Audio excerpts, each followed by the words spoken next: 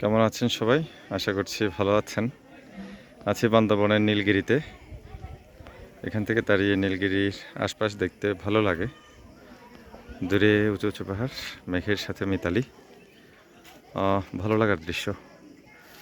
আবার একটু করে সাঙ্গু নদী দেখা যাচ্ছে, আঁকা বাঁকা সাপের মতো বয়ে গেছে। দারুণ দৃশ্য। চলুন দেখি নীলগিরিতে কী কী দেখলাম।